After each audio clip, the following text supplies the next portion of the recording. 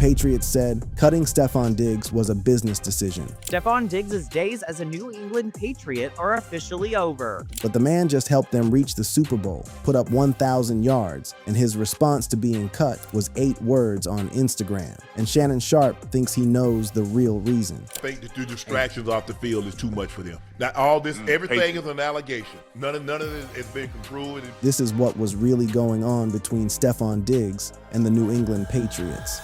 The silence breaks, what Diggs said and what the Patriots won't. On March 4th, 2026, the New England Patriots told the world they were releasing Stefon Diggs because of money. His $26.5 million cap hit for 2026 would have cost them $16.8 million more than cutting him, with $9.7 million in dead money staying on the books regardless. Clean, clinical, a business decision, except reports also indicate Diggs had been asked to restructure his contract and refused. That is not a business decision, that is a standoff, and it changes the entire framing of what happened. Because if this was purely about cap space, the Patriots could have restructured. They had the room, the leverage, and the relationship to make it work. Instead, Diggs said no, and within weeks, he was gone. That sequence tells a story the official press releases do not. On the Nightcap podcast, Shannon Sharp did not buy the cap narrative either. I just think that organization, and even though the coach isn't there, the principles still apply. That principle, the one the Patriots built their entire dynasty on, is simple. If it is not about football, it does not belong here. And by the time March arrived, almost nothing in Stefon Diggs' world was about football. NFL insiders Tom Pelissero of NFL Network and Mike Rice of ESPN confirmed the release on March 4th. Diggs found out, went to Instagram stories and posted, "Thank you for a 8 y'all of a year. We family forever until we meet again." He added a heart emoji, tagged the Patriots, and put the number 8, his jersey number. Stefon Diggs' days as a New England Patriot are officially over. The NFL player posting on his Instagram stories March 4th, sharing this message to the fans after it was confirmed by multiple outlets that he had been released from the New England Patriots after only 1 year. 8 words, a number, a goodbye. No anger, no shots, no pushback against an organization that just cut him 1 month after he helped them reach the Super Bowl. That restraint is the thing worth examining, because the Stefon Diggs who clashed with coaches in Minnesota, who posted cryptic messages during games in Buffalo, who unfollowed teammates on social media, that version of Diggs has shown, historically, that he is not shy about letting the world know when he feels wronged. The silence here was not accidental, it was a choice. And choices like that usually mean there is something underneath them that cannot be said publicly. Diggs had signed with the Patriots in March 2025 on a 3-year, $63.5 million contract, coming off an ACL tear from his 1 season with the Houston Texans. He was 31, recovering from surgery, and joining a team rebuilding around rookie quarterback Drake May. The contract was structured with an easy exit after year 1, which tells you everything about how much faith the Patriots actually had in this working long term. They gave him a 3-year deal designed to be a 1-year audition. He started all 17 regular season games, 85 receptions, 1,013 yards, 4 touchdowns, his 7th consecutive 1,000-yard season. He led the team in both receptions and receiving yards. In the playoffs, he added 14 catches for 110 yards across 4 games as the Patriots reached Super Bowl 60, losing to the Seattle Seahawks on February 8, 2026. On the field, Shannon Sharp had no complaints. Nobody did, which makes what happened off it the only explanation left. Warren Moon, Hall of Fame quarterback, said he was not shocked by the cut and pointed directly to Diggs' baggage as the defining factor that made the decision make sense despite the production. Patriots analyst Scott Zolak indicated he had known the cut was on the table well before the official announcement, which means this was not a snap decision made in the aftermath of a Super Bowl loss. This was a conclusion the organization had been moving toward for a while. The Patriots said it was business. The timeline says it was personal. The truth is probably both,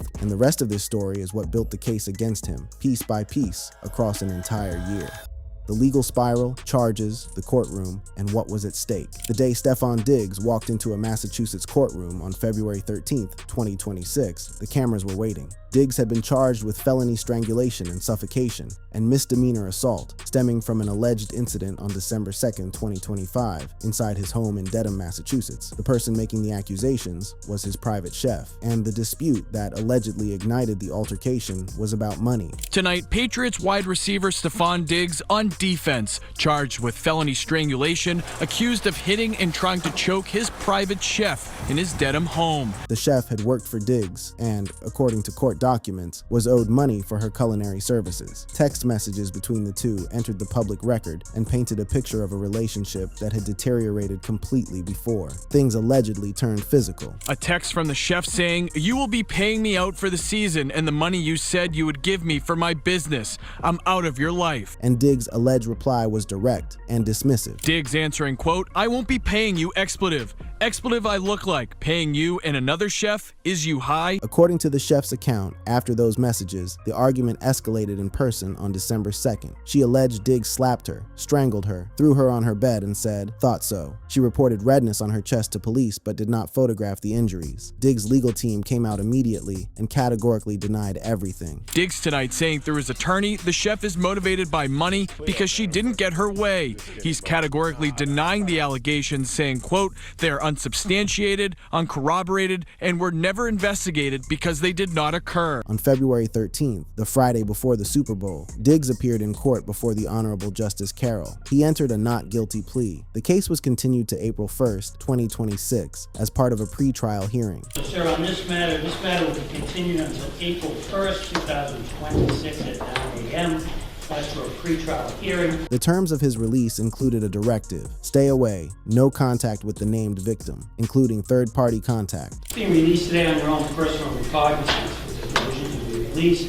Stay away, have no contact with the named victim, and that includes third-party contact. One legal observer brought in by local news outlet WCVB pointed out a possible pressure point in the case: the potential for a non-disclosure agreement to complicate prosecution. In court today, Diggs' attorney alluding to the possibility of a cash settlement. If there's a non-disclosure agreement or an understanding that the person would not participate in the prosecution, that can make it a lot harder for prosecutors to justify prosecuting a matter. And the implications of that were spelled out plainly. If there's a non-disclosure agreement that's signed, then the accuser wouldn't necessarily be able to testify. Now, the charges in that case would likely be dropped. The legal case was still unresolved when the Patriots made their decision. Diggs had also been hit with a separate civil lawsuit alleging defamation and civil conspiracy from a former employee, a man who claimed Diggs falsely accused him of stealing his Ferrari and allegedly had him assaulted at a Miami club in December 2025, resulting in a torn ACL. The layers of legal exposure surrounding Diggs as the Patriots evaluated their roster were staggering.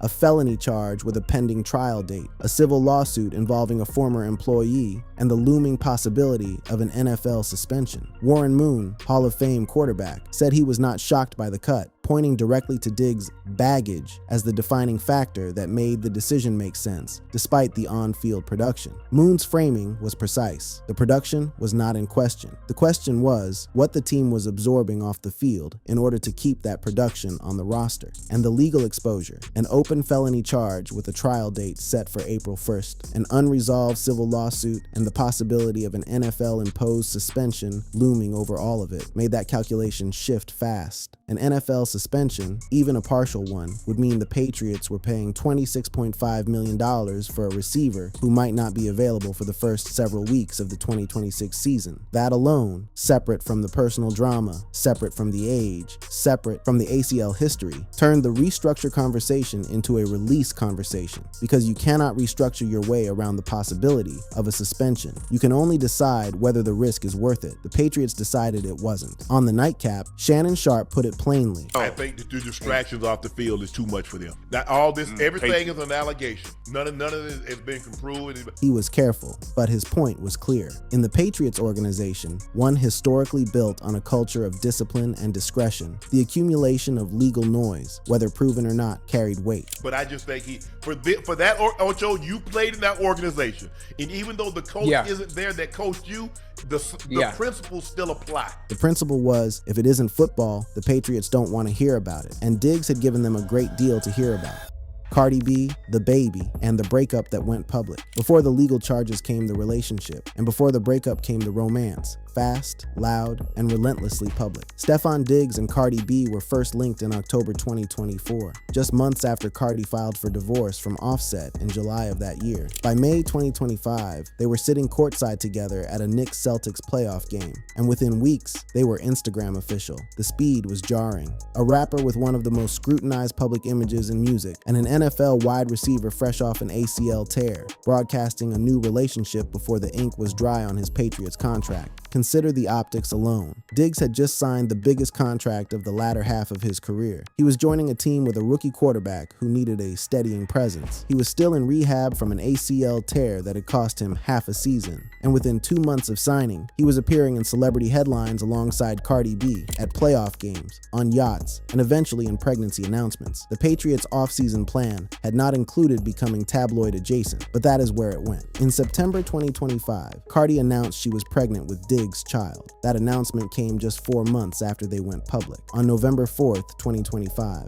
they welcomed a son, their first together. Cardi already had 3 children from her marriage to Offset. In an interview with Billboard, Cardi described the relationship as tough, citing media pressure and the demands of Diggs' NFL schedule as friction points. The picture being painted was one of 2 very public lives trying to hold something together under a permanent spotlight. But by early February 2026, just days before Super Bowl LX, sources described the split as too heated and complicated, with Cardi pulling back due to trust issues. Reports pointed to alleged infidelity as the trigger. Diggs' ex, Kayana Barber, was reportedly seen attending the Super Bowl wearing his jersey, a detail that circulated widely and added accelerant to the already burning split. They unfollowed each other on social media. The relationship was over. Cardi, for her part, took to her Little Miss Drama tour to process it publicly. During performances, she addressed the betrayal in her own way. And when bloggers attempted to read too deeply into her onstage behavior, she posted on X on March 2nd, clarifying that she always adds a little razzle-dazzle to her performances and that not everything is a shot or personal, but not everything she said was that measured. In a post that circulated widely on X, Cardi was captured, sending what appeared to be a pointed message at someone who had, in her words, played with her. Call the principal.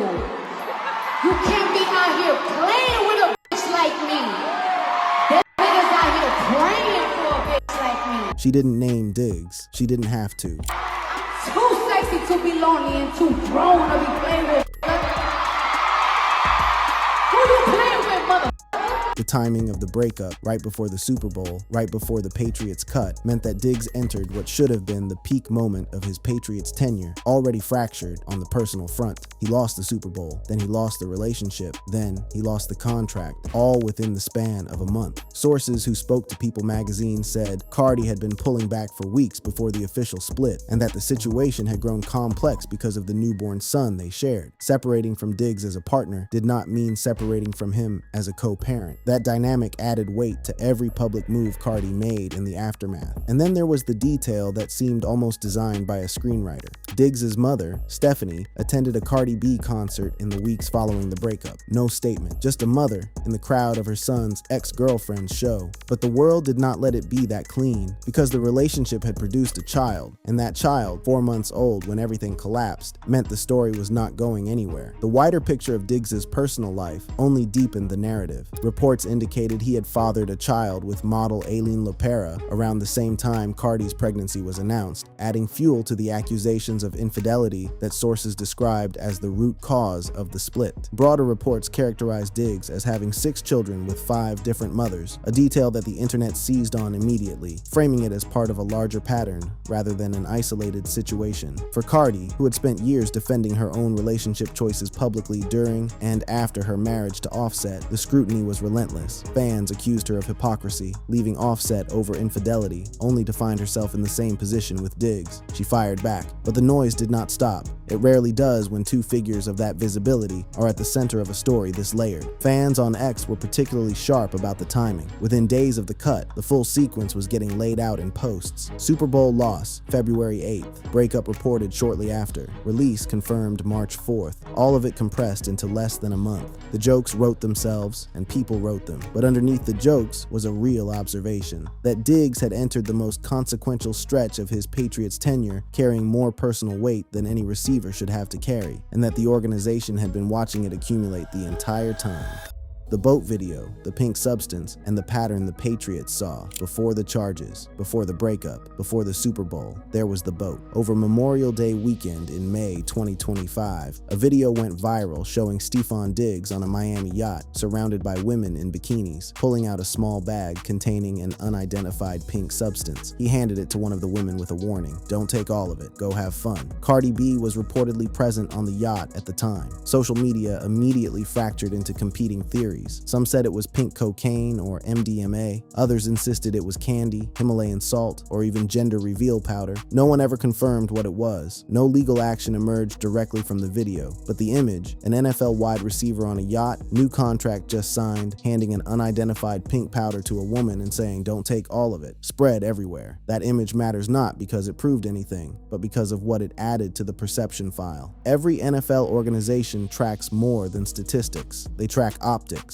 They track what a player represents when his name gets Googled. And when someone Googled Stefon Diggs in June 2025, the yacht video was one of the first things they found for a receiver who had already carried the label of diva out of Minnesota and disgruntled out of Buffalo. The video was not a neutral data point. It was fuel. The Patriots addressed it publicly. Head coach Mike Vrabel said it was something we're aware of and emphasized off-field decision-making without naming Diggs directly. The organization handled it internally and opted not to discipline him publicly. At Patriots minicamp shortly after, Diggs was asked about the video. He deflected, saying, "Keep my personal life personal," and confirmed there had been internal discussions. The Patriots opted not to release him at that time, affirming their commitment to the contract. He showed up to voluntary OTAs. He practiced. The season began, and for a while, the boat video faded, but it did not disappear. In every subsequent conversation about Diggs' off-field behavior, the yacht reappeared. It became the first exhibit in a growing file, the earliest data point in a pattern that the Patriots had to weigh when making their March 2026 decision. Because this is what the full picture looked like: a boat video in May involving an unidentified substance, a felony strangulation charge in December, a civil lawsuit in February, and a contract restructure refusal somewhere in between. Each incident, taken alone, was manageable. Together, they composed a portrait of a player whose off-field life had become a full-time distraction. Reports from analysts noted that multiple franchises had previously moved on from Diggs due to similar patterns, sideline outbursts in Minnesota, cryptic social media behavior in Buffalo, and emphasized that his talent had historically come with turbulence. Bills GM Brandon Beane had publicly called Diggs' contract an albatross when explaining why they traded him to Houston in 2024. That word, albatross, does not just refer to a number on a spreadsheet. It refers to what it costs to carry something that weighs more than it should, and the weight compounds. The NFL is a league where reputations travel faster than contracts, and a player's off-field file follows him through every negotiation. The boat video on its own, a story that dies in a week. The boat video on top of a strangulation charge, on top of a civil lawsuit, on top of a refused restructure, on top of a high-profile public breakup, that is a different calculation entirely. That is a front office asking, what is the best case scenario if we keep him? And what is the worst case if we don't move now? The cap savings of $16.8 million gave the Patriots permission to act on what the file was already telling them. The money did not make the decision. The money made the decision easy to justify publicly. The Vikings, the Bills, the Texans, now the Patriots. 4 teams in 4 years. And at every stop, the conversation eventually became about more than football. The boat video was the first chapter of that conversation in New England. The chef charges were the last. By the time March arrived, the Patriots were not cutting a football player. They were closing a chapter they had decided cost too much to keep open. By the time the Patriots had to decide whether to keep Diggs at $26.5 million for 2026, they were not just pricing a receiver, they were pricing everything that came with him. They decided it cost too much. What comes next, and what the legacy looks like. When Stefon Diggs becomes a free agent on March 11th, 2026, he will be 32 years old, 2 years removed from an ACL tear, carrying open legal cases, and entering his 4th free agency in 3 years. The math is complicated. The market will be cautious. Shannon Sharpe, on Nightcap, was willing to call his next destination Baltimore. I won't be surprised if he ends up in Baltimore. I'm just throwing it out there right now, being that, not mistaken, he's from Maryland. The DMV area. Yeah, he's from the DMV area. And Sharpe added something important about where Diggs' body actually is at this point in his career, a detail the market would be wise not to overlook. But he had a good season last night. True leader. He played well. He did what they brought him there to do. And you got to think about it. So now he's going to get another year. So he'll be 2 years removed, Ocho, from that ACL. So he should be better. Better than he was this year. Yep. The ACL argument is real. Year 2 post-surgery is historically when receivers recover their burst, their separation, their confidence in cutting. If Sharp is right, and if Diggs signs with a contender, lands in a system that fits him, and stays out of trouble, there is a legitimate argument that his best football at this stage is still ahead of him. His career numbers already place him among the elite receivers of his era: 942 receptions, 11,504 yards, 74 touchdowns across 11 seasons. He has 6 straight 1,000-yard seasons from 2018 to 2023, and 5 100-reception campaigns. He led the league in both receptions and receiving yards in 2020, 127 catches, 1,535 yards, earning first-team All-Pro honors. He scored the Minneapolis Miracle. He was the engine that made Josh Allen into an MVP candidate. He held up through a difficult season in New England and helped a young quarterback reach the Super Bowl. And yet, when his Patriots tenure ended, it ended with 8 words on Instagram stories. No press conference, no rebuttal, no defense of his legacy. On the E! News segment covering the release, the reporter noted that Cardi B had addressed the broader situation by posting on X that bloggers should not read too much into her performances, that she always puts a little razzle-dazzle in her songs,